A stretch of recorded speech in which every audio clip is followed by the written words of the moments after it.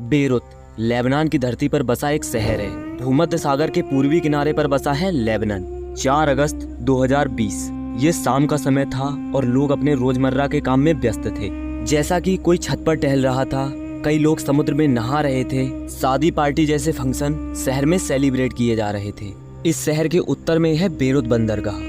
यहाँ पर मौजूद एक वेयर हाउस के अंदर बहुत सारे पटाखे रखे हुए थे। वर्कर्स की लापरवाही से इसमें किसी कारण से आग लग जाती है। देखते ही देखते बहुत सारा धुआं वेयर हाउस के बाहर निकलने लगता है। पहले तो लोग इसे इतना सीरियस नहीं लेते और सब कुछ नॉर्मल समझकर अपने काम में लगे रहते हैं, क्योंकि अक्सर वो उस वेयर हाउस से धुआं उठते हुए देखते रहते थे। लेकिन आज शायद उनकी किस्मत में कुछ और ही लिखा था। जब वेयर हाउस से धुआं कुछ ज्यादा ही अमाउंट में निकलने लगा और लोग इससे पहले कुछ समझ पाते कि उस वेयर हाउस की बगल वाली बिल्डिंग में एक जोरदार एक्सप्लोजन हुआ। एक्सप्लोजन इतना जोरदार था कि शहर का तो जैसे नक्शा ही बदल गया। एक्सप्लोजन से निकली शॉक वेव्स कुछ ही सेकंडों में शहर की हर एक बिल्डिंग का कांच तोड़ चुकी थी। ये एक्सप्लोजन इतना जबरदस्त था कि इसकी वजह से 3.5 मैग्नीट्यूड का भूकंप पैदा हुआ। धमाके की जगह पर जमीन गायब हो गई। इसके नजदीक कई किलोमीटर का इलाका सपाट हो गया। कई किलोमीटर दूर तक के घरों की खिड़कियां और दरवाजे चौखट से निकलकर बाहर आ गए। पूरे बेरुत में ऐसा एक भी घर नहीं था जिसकी खिड़की बची हो। मीलों दूर के इलाके धुएं से ढक चुके थे। पूरा शहर जैसे मलबे में तब्दील हो गया था। फोटोग्राफर अक्सर शादी पार्टियों का हर एक मोमेंट बड़ी ही महारत से कैप्चर करते हैं, लेकिन उस दिन कैमरे में कुछ और भी कैप्चर होने वाला था। देखते ही देखते शादी का ये नज़ारा एक नाइटमेयर में बदल गया। एक्सप्लोजन से निकली शॉकवेव का अंदाजा आप इस फुटेज से लगा सकते हैं। इस एक्सप्लोजन में 250 से 300 लोग मारे गए और 8000 के करीब लोग घायल हुए। इस तबाही में लगभग 24,000 करोड़ रुपए का नुकसान हुआ। लेकिन अब सवाल आता है कि वेयर हाउस के बगल वाली बिल्डिंग में ऐसा क्या रखा था जिसमें इतना भयानक एक्सप्लोजन हुआ? क्या ये कोई टेरर अटैक था या कुछ और? तो जानेंगे आज के इस वीडियो में। बने रहिए वीडियो के एंड तक मेरे साथ। तो हेलो गाइस, मैं हूँ आपका होस्ट रिवीजन दोस्त। तो दोस्तों, ये कहानी शुरू होती है 7 वर्ष पहले। रूस की दक्षिण पश्चिमी सीमा पर लगा एक छोटा सा देश है जॉर्जिया। यहाँ पर ब्लैक सी के किनारे बातूमी नाम का एक शहर है। सितंबर 2013 की बात है। इसी बातूमी शहर के बंदरगाह से रोसस नाम का एक जहाज निकलता है। इसे रवाना किया था इगोर ग्रिशुस्किन नामक एक रशियन कारोबारी ने। इस जहाज पर था लगभग 2750 metric ton ammonium nitrate. Chemical की ये खेप खरीदी थी फैब्रिका दा एक्सप्लोजिवोस मोजाम्बिक नाम की एक कंपनी ने। अब नाम से जाहिर है ये अफ्रीकी देश मोजाम्बिक की एक कंपनी है जो एक्सप्लोजिव यानी विस्फोटक बनाती है। इस कंपनी ने इंटरनेशनल बैंक ऑफ मोजाम्बिक के अकाउंट पर रशियन व्यापारी इगोर ग्रिशुस्किन को $1 मिलियन यानी 10 लाख रुपए का पेमेंट किया था, ताकि इगोर अपने जहाज से अमोनियम नाइट्रेट की एक खेप मोजाम्बिक पहुंचा दे। जहाज कार्गो लेकर रवाना होता है, लेकिन अपने लोकेशन पर नहीं पहुंचा। मोजाम्बिक नहीं पहुंचा क्योंकि इस शिप पर कई दिक्कतें थी। एक तो ये 30-40 साल पुराना था, काफी जर्जर था। ऊपर से ग्रिशुस्किन ने जहाज के क्रू को ठीक से पेमेंट नहीं किया था। क्रू के पास रास्ते में खाने पीने की सप्लाई के लिए भी पर्याप्त पैसा नहीं था। पेमेंट मसले को लेकर क्रू का इस रशियन व्यापारी से लगातार झगड़ा हो रहा था। अब जहाज फ्यूल भरवाने के लिए ग्रीस में रुकता है। यहाँ से आगे जाकर उन्हें सुएज नहर पार करके अफ्रीका पहुँचना था। जैसे हाईवे पर हम टोल टैक्स देते हैं, वैसे ही सुएज नहर से निकलने वाले जहाज़ों को भी चुंगी देनी होती है।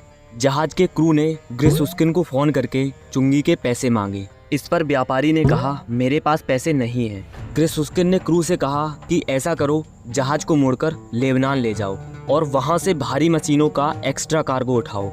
कार्गो की ढुलाई से जो तुम्हें पैसे मिले उससे अपना खर्चा निकाल लो। मामले को रफा दफा करते हुए ये शिप नवंबर 2013 में बेरुत बंदरगाह पहुंच जाता है। अब यहाँ पर क्रू ने भारी मशीनें जहाज पर लादने की कोशिश की, लेकिन मशीनें जहाज में फिट नहीं हो रही थी और यहाँ क्रू के पास पैसा भी नहीं था। ऐसे में उनके पास बेरुत बंदरगाह पर आकर अपना जहाज लगाने का जो किराया था वो भी देने के पैसे नहीं थे।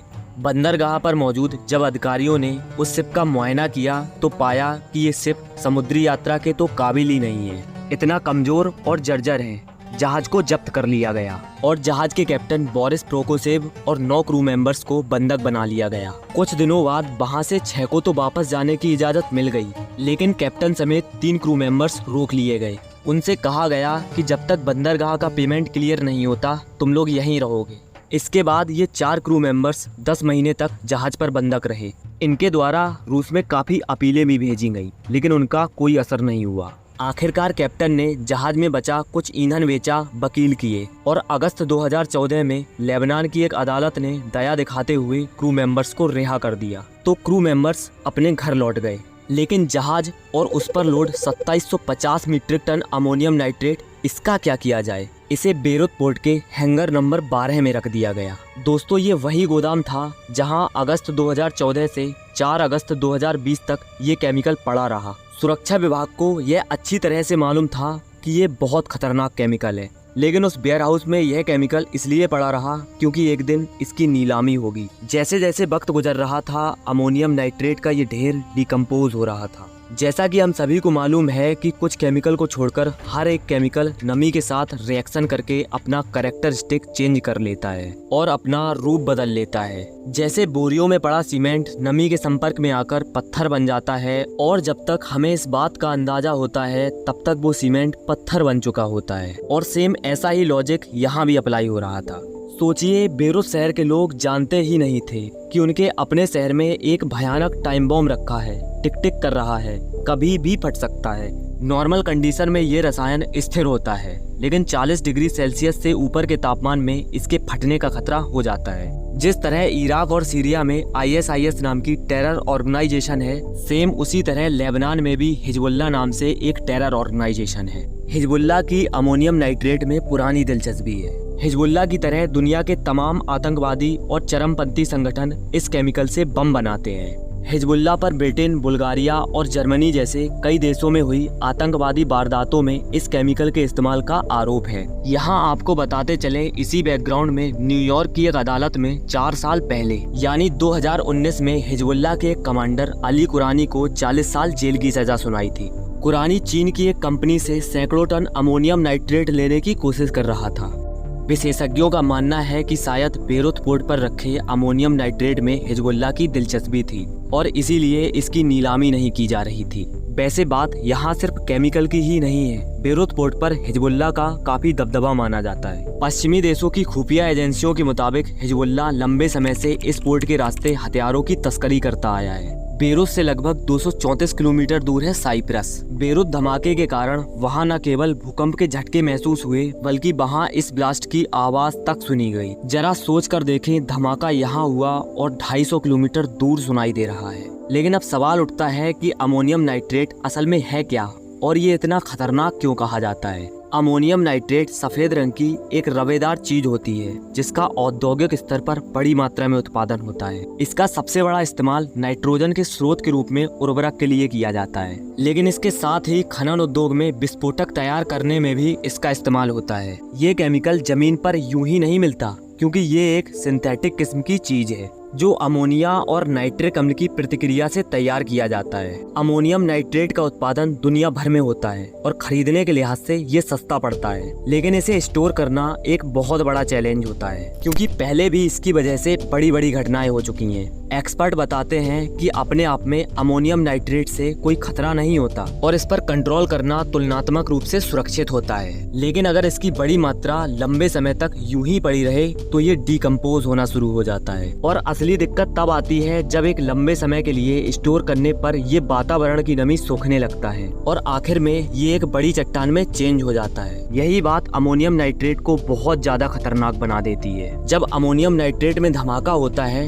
तो इससे नाइट्रोजन ऑक्साइड और अमोनिया जैसी जहरीली गैसें निकलती हैं, जो माहौल को पूरी तरह से खराब कर देती हैं। खेतीबाड़ी के काम में ये उर्वरक के रूप में एक बड़े पैमाने पर इस्तेमाल किया जाता है। अगर इसे फ्यूल ऑयल के साथ मिला दिया जाए तो ये विस्फोटक का रूप ले लेता है। इसलिए दुनिया भर में जितने भी आतंकवादी संगठन हैं, वो अमोनियम नाइट्रेट को अपना बड़ा भाई मानते हैं और अपने कारनामों को अंजाम देने के लिए इसका बड़े पैमाने पर इस्तेमाल करते हैं। तो दोस्तों, आज के इस वीडियो में बस इतना ही, और कैसा लगा वीडियो हमें कमेंट करके जरूर बताएं। तो मिलते हैं किसी नेक्स्ट वीडियो में, तब तक के लिए जय हिंद।